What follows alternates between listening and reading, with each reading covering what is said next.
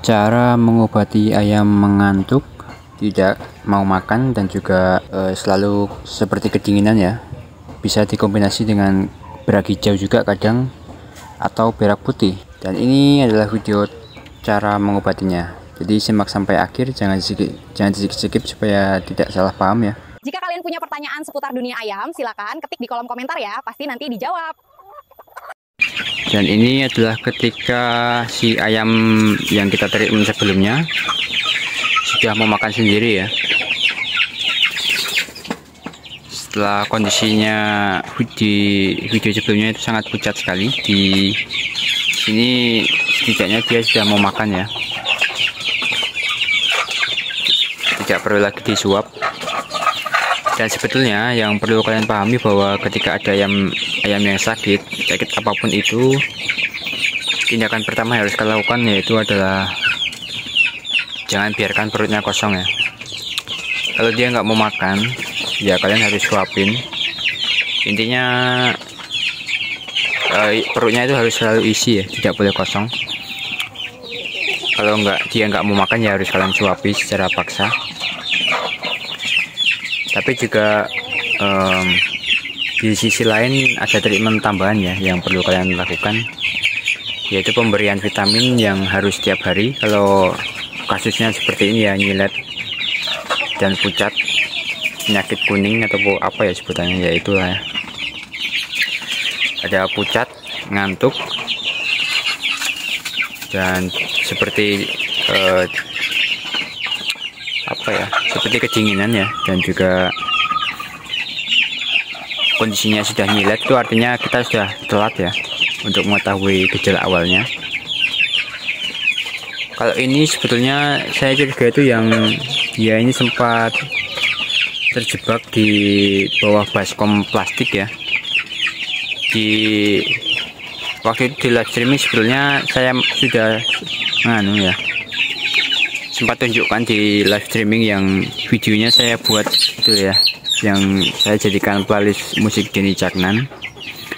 Nah, di sana sebetulnya ada saya tunjukkan ayam ini sudah terjebak di bawah baskom ya. Itu sekitar 2 mingguan lebih bisa jadi ya, karena saya posisi nggak kepikiran bahwa ada baskom di situ, ternyata di bawahnya ada ayamnya. Dan saya baru sadar dan saya baru tahu ketika saya buka baskom itu ya, waktu live streaming itu. Dan memang saya kaget juga ya, waktu itu posisinya sudah sangat lama sekali baskom itu di situ, tengkurap ya. Dan di situ jelas si ayam ini nggak makan dan nggak minum ya, makanya ya sudah nggak perlu heran kalau dagingnya habis. Nah, sebenarnya ayamnya ini,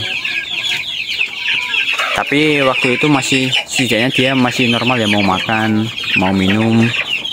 Walaupun awal pertama kali ya dia agak seperti orang baru bangun dari mati suri ya, tapi setidaknya di hari kedua dia sudah mau makan normal sekali.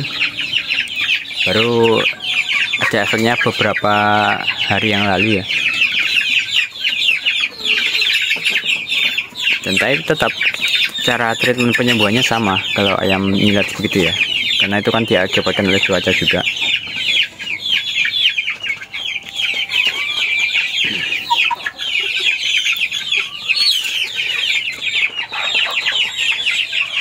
Dan paling tidak kalau dia sudah mau makan begini, kalian tinggal tambahkan otak-atik pakannya ya. Bisa full pur BR1 dikombinasi dengan minyak jelantah ataupun sumber protein lainnya ya, bisa maggot ataupun hewan-hewan hidup. Yang penting protein hewani ya, jangan nabati, karena asam aminonya lebih lengkap dari protein, lebih lengkap protein hewani ya daripada nabati. Jadi kalau alternatifnya kalian bisa pakai tepung ikan kalau kalian punya aksesnya. Kalau enggak, kalian bisa gunakan hewan-hewan serangga-serangga liar seperti belalang-belalang ya, kalau misalnya ayam kalian sedikit ya. Atau beli jangkrik, atau beli maggot, atau beli apa itu ya, ulat kanjang itu ya, biasanya ada juga nih orang jual di tempat toko pakan atau toko pancing ya.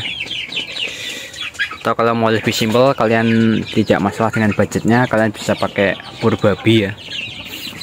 Itu full aja pur babi, pasti sembuh lah, hitungan 1 mingguan.